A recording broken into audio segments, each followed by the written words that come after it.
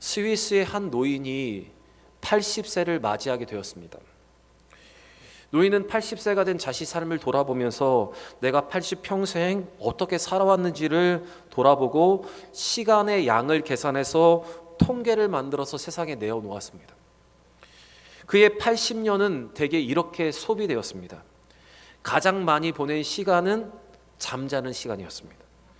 계산을 해보니 80년 중에 26년을 잠을 잤다는 계산이 나왔습니다. 움직이지도 않고 생각하지도 않는 시간, 잠자는데 어떤 시간보다 더 많이 시간을 사용했습니다.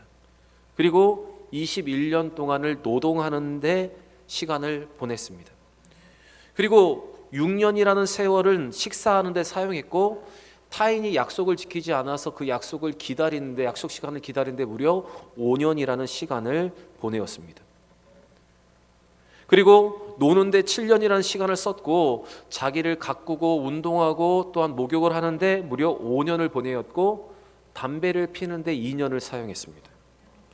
그리고 수염을 깎고 세수를 하는데 228일을 보냈다고 합니다. 여러분, 오늘 이 노인의 통계처럼 우리 인생에도 여러 가지 주기들이 있습니다. 매일매일 반복하는 하루의 주기가 있고, 매일매일 주기들은 한 사람이 한평생을 살아가면서 가장 일상적인 삶의 형태로 드러나고 있습니다. 우리는 매일매일 잠을 자야 합니다. 매일 먹어야 하고, 잠자리에 있으라는 매일 씻고 옷을 입어야 합니다.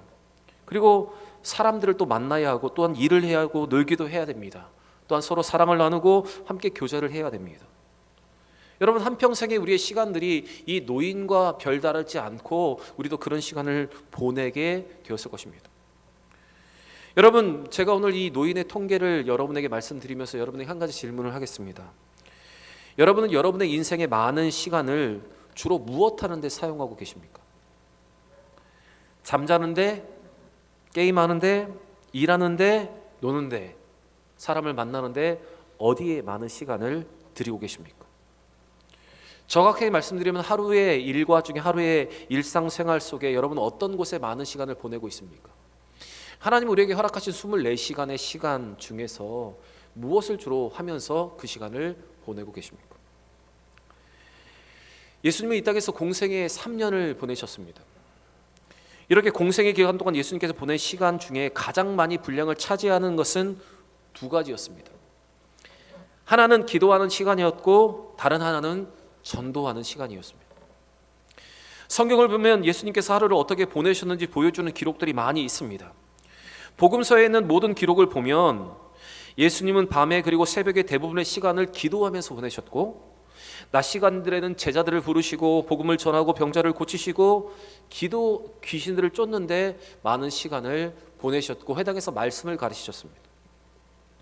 이러한 예수님의 삶을 한마디로 말하면 엎드려 기도하고 일어나 전도하는 삶을 사셨습니다. 우리가 함께 읽은 마가복음은 예수님께서 안식일 하루를 어떻게 보내셨는지를 기록하고 있고, 그리고 안식일 다음에 어떤 일을 하셨는지가 그를 우리에게 잘 보여주고 있습니다. 예수님은 안식일 하루 온종일 회당에서 말씀을 가르치시고, 시몬 베드로의 장모의 열병을 고쳐주시고, 많은 병자들과 귀신 들린 자들을 고쳐주셨습니다. 예수님의 사역은 복음을 전하고 제자를 삼고 병든 자를 고쳐주시고 귀신 들린 자에게 노임을 선포하는 메시아의 사역, 하나님의 나라를 확장하는 전도의 사역을 감당하셨습니다. 다시 말씀드리면 복음을 선포하고 하나님의 나라를 확장하는 전도의 일을 감당하신 것입니다. 그런데 이렇게 분주한 하루, 바쁜 하루를 보내신 예수님이 잊지 않고 하시는 일이 있었습니다. 그것은 기도하는 자리에 가신 것, 바로 그 자리에서 기도하신 것입니다. 우리 35절의 말씀을 한번 읽어보겠습니다. 35절입니다. 새벽 아직도 밝기 전에 예수께서 일어나 나가 한적한 곳으로 가서 거기서 기도하시더니, 예수님은 그토록 분주한 날들을 보내시면서 아침에 일찍 일어나 하나님과 만나는 기도의 시간을 빠뜨리지 않으셨습니다. 아무리 힘든 순간에도 예수님은 기도를 포기하신 적이 없습니다. 이렇게 해서 예수님께서 기도하신 이유는 하나님과 교제하지 않고는 하나님께서 맡기신 그 사역을 감당할 수 없기 때문입니다. 기도로 하나님과 교제하지 않고 하나님으로부터 능력을 공급받지 않으면 복음을 전하는 사역, 하나님 나라를 확장하는 사역을 감당할 수 없기 때문이었습니다. 이처럼 여러분, 기도는 참으로 주님의 능력의 발전소였습니다. 그런데 여러분, 우리는 이 예수님께서 기도하신 그 기도의 모습을 알고 기도한 이유를 알고 그 기도가 예수님의 능력이었다는 사실을 잘 알고 있고, 또한 우리 또한 그렇게 해야 되는 것을 알고 있습니다. 그런데도 우리는 일이 많다는 이유로 기도를 등한시하고 있습니다. 하지만 여러분, 일이 바쁘면 바쁠수록 하나님의 관계가 더 중요합니다. 왜냐하면 하나님의 관계로부터 우리는 능력과 지혜를 공급받을 수 있기 때문에 그렇습니다. 위로부터 힘을 공급받지 않으면 여러분, 우리의 영혼은 금방 고갈되어 버리기 때문에 우리는 기도해야 하는 것입니다. 그래서 종교개혁자였던 마틴 루터는 이렇게 말했습니다. 바빠서 기도 못하는 것이 아니라 바쁘기 때문에 더욱 기도해야 한다. 이게 종교개혁을 이루었던 마르틴 루터가 생각하고 말하는 기도의 모습입니다. 복음서의 기록을 보시면 예수님께서 기도하셨다는 기록이 계속 나오고 있습니다. 대표적인 몇 가지를 한번 제가 뽑아왔는데 우리 자막을 보시면서 한번 읽어보겠습니다. 마태복음 14장 23절입니다. 무리를 보내신 후에 기도하러 따로 산에 올라가시니라. 저물매 거기서 혼자 계시더니. 또한 마가복음 6장 46절에도 그렇게 기록되어 있습니다. 무리를 작별하신 후에 기도하러 산으로 가시니라. 또 누가복음 6장 12절부터 13절에도 예수님께서는 중요한 일을 앞두고 이렇게 기도하셨다 기록하고 있습니다. 읽겠습니다. 이때 예수께서 기도하시러 산으로 가사 밤이 새도록 하나님께 기도하시고 밝음에 그 제자들을 부르사 그 중에 12를 택하여 사도라 칭하셨으니. 또 누가복음 22장 44절에 예수님께서 고난을 앞두고 이렇게 기도하셨다 기록하고 있습니다. 읽겠습니다. 예수께서 힘쓰고 애써 더욱 간절히 기도하시니 땀이 땅에 떨어지는 핏방울 같이 되더라. 예수님의 공생애를 보면 기도가 예수님의 삶의 중심이었습니다. 예수님은 복음 사역을 시작하실 때도 40일을 금식하며 기도하셨습니다. 또 주님은 제자들을 부르실 때 밤을 새워 기도하신 후에 제자들을 부르셨습니다. 그리고 십자가를 앞두고 제자들과 함께 겟세마네 동산에서 밤새 기도하신 후에 십자가의 고난을 감당하셨습니다. 예수님은 모든 일을 놓고 기도하셨습니다. 여러분, 우리 또한 우리가 모든 사역을 능력 있게 감당하기 위해서, 또한 우리가 능력 있는 삶을 살아가기 위해서 기도는 필수적인 것이고 기본적인 것입니다. 그래서 우리는 예수님처럼 기도해야 합니다. 기도의 자리에서 모든 것을 시작할 수 있어야 합니다. 엎드려 기도해야 합니다. 기도하며 하나님부터 능력을 공급받아야, 지혜를 얻어야 우리는 모든 사역과 모든 일을 잘 감당할 수 있기 때문에 그렇습니다. 여러분, 기도하는 사람은 망하지 않습니다. 기도의 자리를 지켰던 다니엘은 정권이 3번이나 바뀌었는데도 불구하고 그는 총리의 자리를 지키는 사람이었습니다. 에스더는 기도하면서 자기 민족을 구하였고, 초대교회 사도들은 기도하는 사역을 중심에 두었기 때문에 초대교회는 성장할 수가 있었습니다. 여러분, 교회의 모든 동력은 여러분 기도로부터 시작되는 것입니다. 여러분, 교회가 성장하며 부흥하기를 원하신다면 걱정하는 여러분 자신이 먼저 기도하셔야 됩니다. 왜 인간적인 걱정은 하시면서 왜 기도는 하지 않는 것입니까? 여러 가지 판단을 하면서 여러 가지 계획은 세우면서 왜 기도의 자리는 안 나오시는 겁니까? 여러분, 예수님처럼 기도하며 엎드려 기도할 수 있는 우리 모두가 되기를 바랍니다. 우리 대형교회 예배 중에 특징 중에 하나는 합심하여 결단하는 시간, 기도하는 시간이 있다는 것입니다.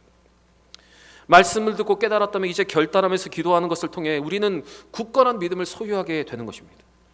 그래서 제가 결단 찬양을 목 놓아서 부르고 또한 소리 높여 기도하는 것이 바로 이러한 이유 때문에 그렇습니다. 여러분, 제가 설교를 길게 할 수 없어서 짧게 하는 게 아닙니다. 저도 설교를 아주 길게 할 수도 있습니다. 그런데 말씀 듣는 것도 중요하지만, 말씀을 깨닫는 것도 중요하지만, 말씀을 붙잡고 기도하는 것이 중요하기 때문에 설교의 분량을 줄이는 것입니다. 저도 하고 싶은 말이 많고 전하고 싶은 말씀이 많이 있습니다. 그러나 절제하면서 함께 기도 시간을 갖는 것, 그것이 바로 우리 대형교회 예배의 특징입니다. 그렇게 설교를 분량을 줄여서 20분, 길어면 23분 정도밖에 설교를 하지 않는데 그 설교 시간에 조는 분들이 계십니다. 그 시간이 지루한지 다리를 꼬고 팔짱을 끼고 설교를 듣는 분들이 계십니다. 저는 다리를 꼬고 팔짱을 끼고 설교를 듣는 분들을 보면, 또 설교할 때 조는 분들을 보면 제가 시선을 어디에 두어야 하는지 모를 때가 많이 있습니다. 그래서 제가 설교할 때 일부러 시선을 두지 않는 그곳에 여러분 조는 분들이 있는 겁니다. 제가 이쪽을 보고 계속 설교를 하면 분명히 이쪽에 조는 분들이 계시는 거고, 제가 이쪽을 보지 않고 이쪽만 보고 설교를 하면 분명히 저기에 졸고 팔짱을 끼고 다리를 꼬고 앉아서 설교 듣는 분들이 계신 겁니다.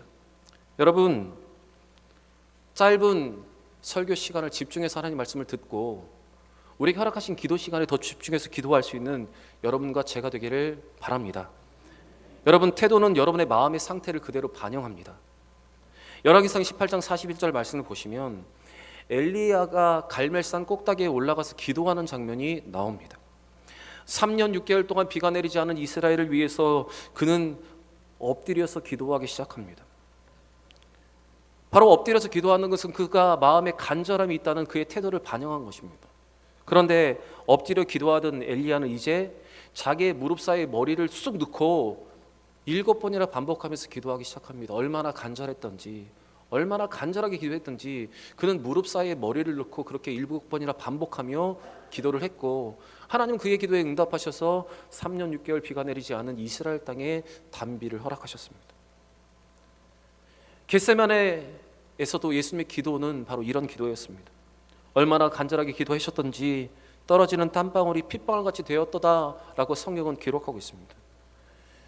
여러분, 우리의 태도는 우리의 마음의 상태를 반영합니다.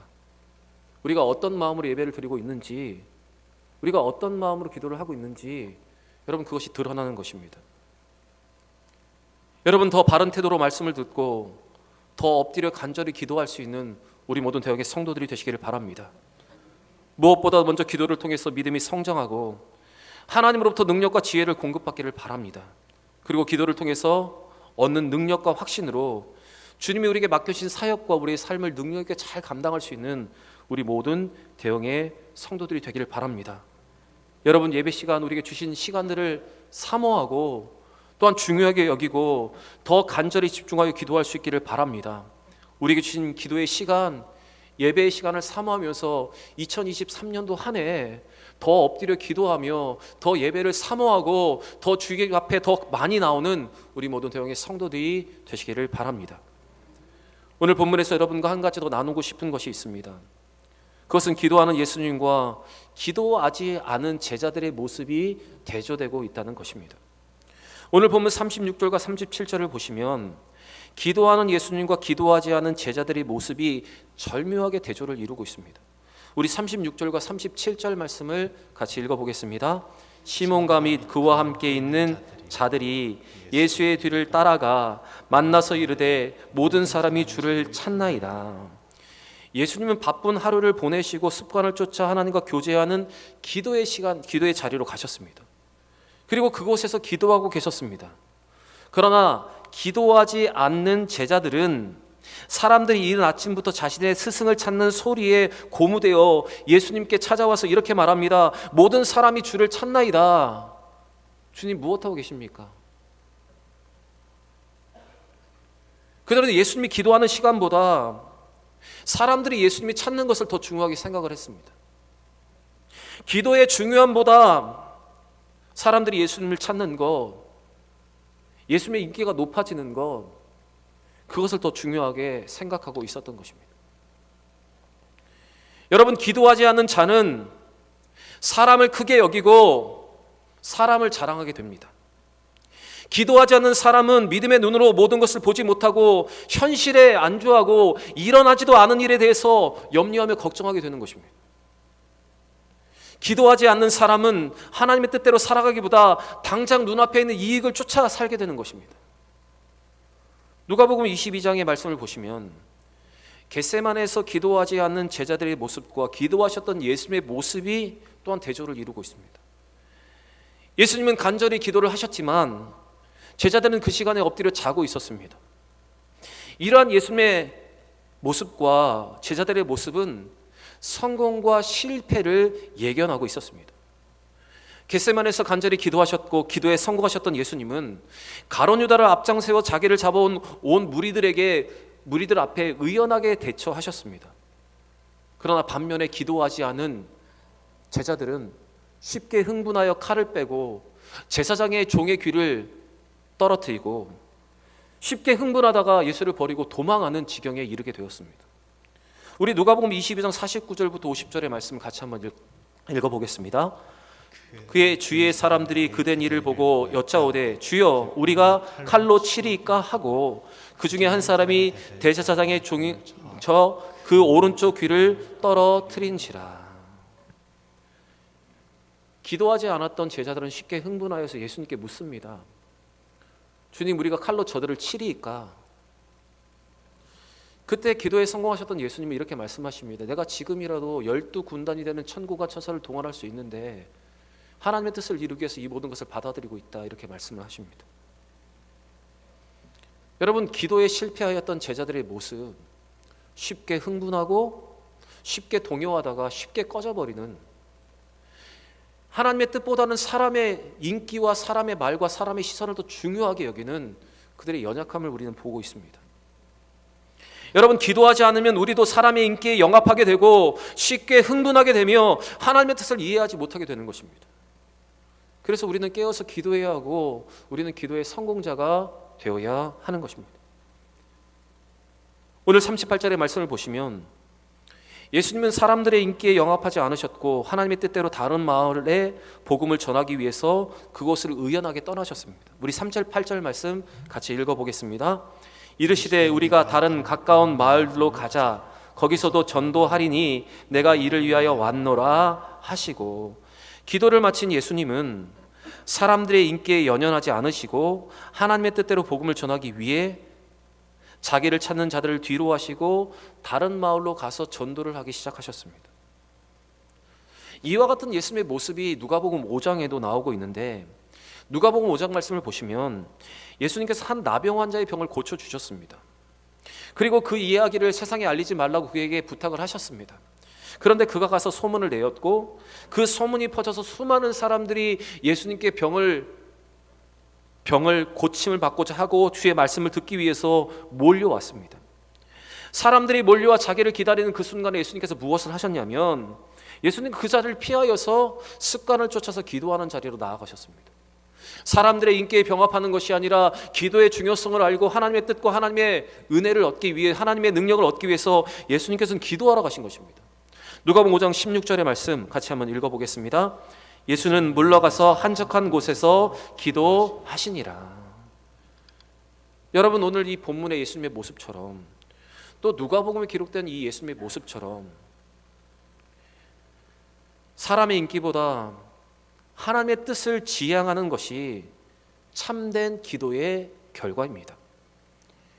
기도하는 사람은 눈에 보이는 모든 것을 보고 판단하기보다 하나님의 그 일하심과 그 뜻을 바라볼 수 있어야 합니다. 기도하는 사람은 인간적인 걱정에 매여 있는 것이 아니라 하나님의 일하심과 그 역사를 기대하게 되는 것입니다.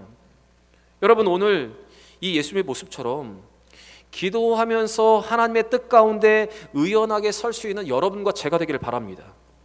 엎드려 기도하여 인간의 시선보다 하나님의 시선을 더 중요하게 여기고 기도하지 않아 세상에 쉽게 휘둘리는 것이 아니라 기도하면서 믿음의 중심을 잘 잡고 믿음으로 살아갈 수 있는 여러분과 제가 되기를 원합니다. 사실 오늘 제가 설교를 길게 할 수 있다는 것을 보여드리고 싶었는데 기도를 해야 되니 일어나 전도하자는 주제는 다음에 이어서 설교를 하도록 하겠습니다. 사랑하는 여러분, 하나님을 가까이하며 교제했던 예수님처럼 엎드려 기도하는 것부터 시작할 수 있는 여러분과 제가 되기를 바랍니다. 습관을 쫓아 엎드려 기도함으로, 모든 일에 앞서 기도함으로 하나님의 능력과 은혜를 누리고 지혜를 얻을 수 있는 우리 모두가 되기를 원합니다. 일어나지도 않을 일들에 대해서 염려하면서 걱정하기보다 그것을 놓고 기도하며 믿음의 눈으로 모든 것을 바라볼 수 있는 여러분과 제가 되기를 원합니다. 기도가 우리 모든 성도들의 영적인 동력이 되기를 원하고, 이렇게 기도하여 우리의 모든 육체의 질고를 이기고 우리 앞에 닥쳐지는 시험을 이기며 또한 우리에게 찾아올 수 있는 여러 가지 어려움까지도 믿음으로 잘 이겨낼 수 있는 우리 모든 대형의 성도들이 되기를 바랍니다. 사랑하는 대형의 성도 여러분, 2023년도 더 하나님을 가까이, 더 하나님을 사랑하는 한 해가 되기를 원합니다. 엎드려 기도하여서 그 기도의 능력을 회복하고 일어나 전도하여 하나님 앞에 영광 돌리는 믿음의 2023년도 한 해가 되시기를 우리 구주 예수의 이름으로 간절히 축원합니다.